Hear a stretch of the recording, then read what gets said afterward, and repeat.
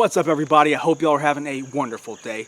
I'm Anthony, and on today's video we're going to be doing a video about inflation, but I'm going to hit all the bases, something I think a lot of people miss.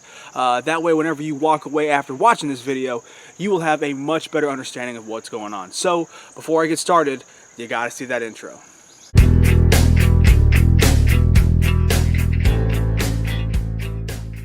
Alright, so like I said in the introduction, this video is going to be about inflation, but it is going to be about all facets of it. I want to throw in a little bit of history, I want to throw a little bit of what ifs, and I want to throw in how you can help yourself. So we are going to talk about 5 different things. First, what exactly is inflation? That way we're all on the same baseline.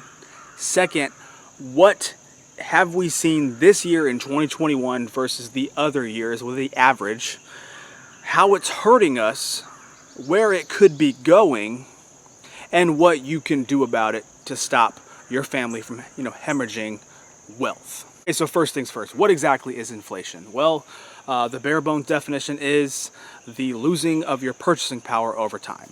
So if someone gives you $100 today, do you think that $100 is going to buy you the same amount of stuff in 15 years as it does today?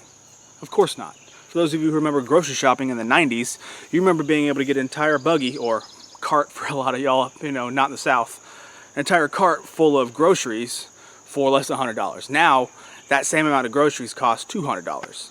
So that is inflation in action. What have we seen this year in 2021 versus other years, or the average? Well, the average rate of inflation every year, if you go back to 1900 when they actually started calculating it, is 2 to 3%. All right, so that means for every dollar that you save, put it into your safe, put it into a storage box, put it on your mattress, in your butt, whatever, wherever you put that dollar, the very next year that dollar is going to be worth 98 to 97 cents, okay, because of inflation. So that is your purchasing power being lost over time.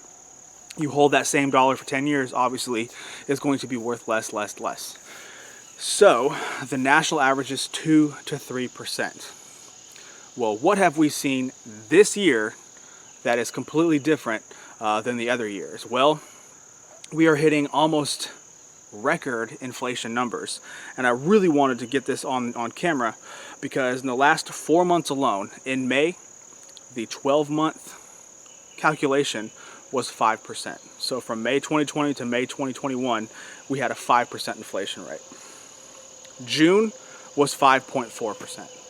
July was 5.4%, and here's the stunner, August, 8.3%. So things have gone up from August 2020 to August 2021, 8.3%. That is mind-boggling considering the fact the national average usually is 2 to 3%. How is inflation hurting you? Well, first things first, the main people inflation hurts are senior citizens and those living on a fixed income. It doesn't take a rocket scientist to realize that if you have a certain budget and you get paid a certain amount every single year, the more inflation ticks up monthly, the more you're taking chunks out of those checks. So let's just say for, even sake, someone gets $3,000 a month. They pay all their bills, pay all their groceries, have a whole bunch of stuff that normally go out for, and they usually have $500 left over at the end of the month. Okay? Well, as that rate of inflation ticks up, they may have started with $500 left over, but by the end of the year, they may only have $300 left over. So all that's doing is eating into their savings, eating into their spending money, eating into their free whatever cash. What do you think is going to happen the following year? That $300 is now going to go down to $100. Because we all know the cost of living adjustment, especially if you're on Social Security, disability, whatever, is always way after the fact.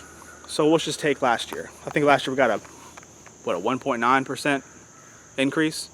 Well, if the rate of inflation is always between 2 and 3%, you're getting half. So you're already getting behind the 8 ball every single year. Obviously that's being done on purpose, in my opinion. But what you're doing is you're basically creating slaves to the system. It's unfortunate, but that's what inflation is. Inflation is tax on every single person. So those of you who are on a fixed income, boom, congratulations. Every time we get up another point, that's just less money going in your savings, and that's going to be less chance of you being able to pay all your bills. All right, so now everybody's favorite game, what if? What will happen, or what could happen if inflation starts to go crazy? Well, we can see a lot of things reminiscent of other countries, unfortunately. As of right now, there is a $3.5 trillion spending bill, one that they keep saying is going to be canceling out by getting more taxes from people, by putting taxes on whatever, but we all know they always overestimate that, and we will go into a deficit. We will print more money that we don't have. When you print more money that you don't have, you are essentially diluting the system. The reason why money is worth what it is because it's scarce. I'm going to give you several examples, and I want you to pick and choose which one you like. But the main one I like to teach people whenever I'm talking about inflation is I like to use things like Germany in the 1920s or Zimbabwe 20 years ago. Now, a lot of people don't know much about either, and a lot less people know about Zimbabwe. But eventually, what ended up happening was they lost control of their currency because, time out, currency and money are not the same thing. All right, a lot of people are unaware of that, but it's true. Wealth and money is completely different than currency. Currency is a government's derivative of money. So they take a certain, hey, this thing is worth a value. We are going to apply a number to a currency. Now, when they do that, if there's the same supply of currency in the system, then that value shouldn't change unless there's a supply and demand issue. Unfortunately, the more they print of that currency, the more watered down it's going to be up against that money, wealth, asset value. Does that make any sense at all? So if I have something that's worth $50 at the time, and then they print out another $2 trillion in the system, that dollar is being watered down. So what was worth $50 before they printed everything is now worth $75 because the currency is watered down. The best example I can give you is, say you got 3 kids in a neighborhood, all right? They each have $1. That's a lot of money to them because that's all they have. So one kid comes over and says, hey, I found this turtle. You want to buy it? Yeah, sure. Let me give you $1 for it. That's all I have. I want to give you $1. So when that kid takes the dollar, it's like, yeah, I'm, king of the mountain. I got $2. You only got 1 and you got none. But let's go back and say, hey, now each kid has $20. Okay?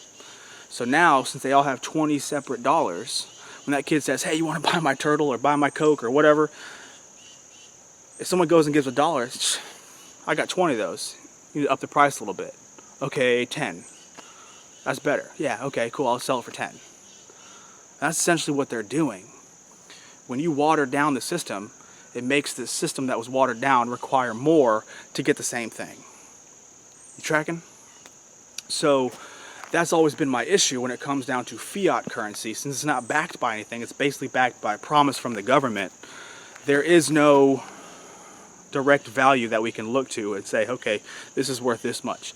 The dollar used to be that way until FDR and Nixon got a hold of it. Now I'm going to use another example. Back in 1776, when we made this country, the United States government only had so much gold and silver. All right, that was the value of money. There was no dollar. Okay, they were basically trading in all things that were silver and gold. So if they used Dutch silver, they used Spanish silver, Mexican silver, it didn't matter. Silver was silver. All right. Now, the English, the British, when they were bringing over a lot of things in trade, they actually made it illegal to do a lot of trading with the colonies in silver and gold for that reason. So when the war kicked off, there was really no reserves of gold and silver. So what ended up happening was people were giving out notes, paper notes. Hey, it's promises. I'll pay you this much when we get it. Now, some people took those, but what ended up happening whenever we were in war in our own country, you would have our own servicemen, our own farmers in America selling crops, cattle, whatever to the British because the British were actually paying real money. They weren't taking the promissory notes because there's no guarantee. They actually wanted real money. So they realized this when they were printing out all these notes, especially during the counterfeiting side, but I won't get into that. But when they're printing out all the notes, that this is not great. This isn't, a good idea. So when they actually wrote the Constitution, they put in there money was silver and gold. They knew what money was. That's why they put it in there. So then 100 years later, we went into the gold standard. Basically, every dollar in circulation had to be backed buy a certain amount of gold in the Federal Reserve, or back then they didn't have a Federal Reserve, in the Treasury. Okay, so there's a certain amount of gold in the Treasury, and they couldn't print more dollars unless they had the gold. That's why the California Gold Rush was so important. They got all this gold, they could issue more dollars. Now, when the Federal Reserve came about in 1913, they didn't like the fact that, hey, they couldn't print out more dollars unless it was backed by something. So, 1930s, FDR said, whoa, wait a second. We are going to revalue gold, but we can't revalue gold until we seize it. So, obviously 1934, they wanted to do the Gold Seizing Act. Can't remember the actual name of it. I did a video on it. But they seized all the gold from the public, the general public. And as soon as they finished doing that, they immediately revalued the price of gold, how much dollars are worth against gold, which essentially wiped the debt of the country almost in half. That was the plan the whole time. So they revalued the currency. What do you think that happened to the dollar at the time? The price of the dollar. It lost value. Like 40% of its value overnight. So, move forward to the 1970s. Done. No more gold act, no more gold standard. Printing like crazy. People saw this. They saw that we no longer put silver in our money in 1964. They started to hoard. People started to grab as much silver as they possibly could because they knew that was money. Then in the 1970s, people were allowed to own gold again, so they started getting the gold coins that weren't destroyed. They were starting to make bullion again, started getting things from overseas. Because they knew the inherent value. You look in 1980, they had a giant run up in precious metal prices, so on and so forth. Now the point of the whole story, the whole point of me telling you all that, was when governments manipulate the currency, you have to understand what it's being bounced up against. Now the example I want to give you right here is Zimbabwe. Now Zimbabwe in the 2000s lost control of their currency. They thought that if they could print more of their dollars, then they could increase the value of it. But in reality, those dollars were worth less and less and less. So I had to keep putting decimal points on, or adding commas, till eventually you got this. Hope you can see that. The sun's not getting to him. But you see that? That is $20 billion. This is a real note. I got these from my collection because I wanted it to as an example. Hey, this is what can happen. Governments can create currency out of thin air, but that doesn't mean this currency can buy anything. At one point, this couldn't really buy you half of groceries, to the point where they actually were printing out $100 trillion notes because the currency was worthless. So keep that part in mind. What could happen if they keep printing money? You dilute the supply, bam, that'll happen. And unfortunately, the hard part, the thing that's really hard for people to understand and realize, is they don't have to energize the printing presses anymore. They don't have to source cotton and linen, because that's what your money's made out of, by the way. Cotton and linen, not paper. They don't have to source supplies to do that. All they gotta do is add numbers to a screen. 97% of the dollars in existence are numbers on a screen. So all they gotta do is go in there, log in, bing, bang, boom, they've created more money. That just dilutes the entire system. So that's what could happen. And unfortunately, I think we are headed not all the way in that direction, but somewhere close. I think that what's going on is the government really does want to revalue its dollar. Kind of like how Mexico and Canada did in the 70s and 90s respectively. I think they want to revalue the dollar, and the only way to do that is to make the dollar as we know it something that we don't want, so they can give us a new dollar, i.e. the digital dollar. I'll get into that later. Alright, so now I know I've depressed all y'all by talking about, some of the things that could happen, but I want to try to help you out. I like to, give you a little bit of bad news, but I like to reel you in and give you some good news. There are ways that you can insulate yourself from what could happen. Now, we don't know exactly how far this can go, alright? This can go in a really bad direction, but it could not. However, there are ways, like I said, to insulate yourself. And one of my favorite ways is obviously to buy assets. But assets, to me, have a different definition than something classic like Robert Kiyosaki's version of Rich Dad, Poor Dad. His version of an asset is something that you buy that makes you money. Point blank, that's what an asset is. For me, I don't agree. Yes, I do agree with him, but I also think there are other parts of assets that I like to talk about. Now, assets, in my opinion, are things that make you money, yes, but things that save you money, things that save you time, or things that save you work. Because time is money, work is money. So if you can get one of those things, that's an asset. Now, everybody's favorite assets when they think about it, especially in this community, is obviously precious metals. Now, I love precious metals. I'm a huge fan of them. I like things like gold, silver. I just started getting into platinum. I really like platinum. And even copper. Copper is a commodity. Copper is industrial. You can use copper in a lot of different things, and copper is a finite supply. So things like that are going to store value. So the whole point of making this video is to get you to think outside the box, all right? I don't want to sit here and show off a precious metal collection because, let's be honest here, precious metals are a store of value. They do not create value. They do not create wealth. They do not create asset value. They do not create a whole bunch of things. It's basically a store of what you already have, which is cool and all, but I like other things as well. I like to get other assets that can essentially gain me some money, save me some money, something of the sort. So I want you to think outside the box. I want you to think about things like stocks. Pieces of companies are always going to be worth some form of money, okay? You get a big company like Apple, you buy a share of the company, Apple's not going away. It's probably going to get bigger, meaning that share of the company is going to be worth more. So whatever they revalue the currency with, the next currency is going to be bounced off a piece of that company. There you go. What about land? Real estate. Always going to have value because there's a finite supply.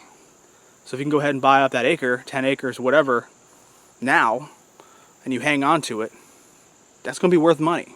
Now what about doing something with that acreage? So you want to plant a whole bunch of food on it. Boom, there's more money. You're making money.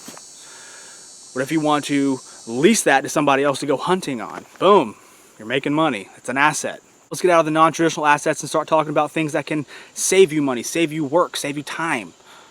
Tools. If I go out and get a chainsaw, which I have a really good chainsaw, and a tree we get a big storm, trees go down, I can go knock on some doors and be like, hey, give me $100 and I'll move that tree out. Boom. Or 100 of the new money. And you can bounce off and change whatever the currency you want, work with the new currency, and whatever the value you may think it is worth, charge them that. So chainsaws can make you money, or save you money, whatever. Same thing with a lawnmower. You can go knock on doors. Hey, I'll mow that, side corner lot that obviously don't feel like doing for this much of the new money. What about a tractor? Say I get a tractor, it'll save me a whole bunch of back-breaking labor, plow up an entire spot of land, plant food, and now I'm saving me money because I don't have to go buy it, and I'm saving me work and time.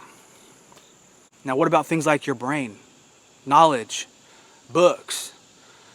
This is an asset that you cannot quantify, okay? This is something that you cannot put a value on. If you can take some money, take a class, if you can just go read a whole bunch of books from your local library, whatever, and increase your knowledge base, and you can do a new skill, if you can do something that you couldn't do before, congratulations, you are now yourself an asset because you can save yourself time, you can save yourself work, you can save yourself money, you can make money, whatever. All this kind of stuff that you have, you can easily use to fight inflation. I guess that's the point, right? I'm trying to bring this point home to the whole purpose of my channel. The idea of my channel has always been to try to help people survive inflation. I can tell you point blank from 2 years ago, I'll put the video down in the description below, or actually I'll put it up here. I called this was going to happen. Now, not quite to the extent, but I knew that the prices of things were going to slowly start stepping up to the point where people are going to start getting priced out of buying things that normally we're able to buy. So now, if you can't buy it, you're going to have to source it yourself. You're either going to have to source it, make it, figure out a way to get it, because some things you just can't replace. Food, we got to eat. You only got so much money coming in. You're going to have to figure out a way to feed your family. That's the purpose of the channel. That's the whole purpose of what I'm doing, or why I'm doing what I'm doing. I hope this video helped you. I didn't want to do it to scare people, but I wanted to try to give this video as an example of what could happen, where things might be going, and what exactly inflation is. Because people don't really understand what it is. They think, okay, well, inflation's going up, whatever. But in reality, it's hurting you, and it's hurting your entire family. The more the inflation goes up, that whole only 400,000 people and above, or $400,000 people and above, are going to be getting an extra tax. That ain't true. Everybody's getting an extra tax because inflation has gone skyrocket. And the more it goes up, the more everybody's going to be hurting, especially those on a fixed income. I hope this video helped you. If it did, please do me a humongous favor and give me a thumbs up. Subscribe to my channel if you would like to learn about things or ways to help save you money, make you money, maybe save you a little bit of time, whatever. Because that's the whole purpose of this channel. And I'll catch y'all in the next one, okay?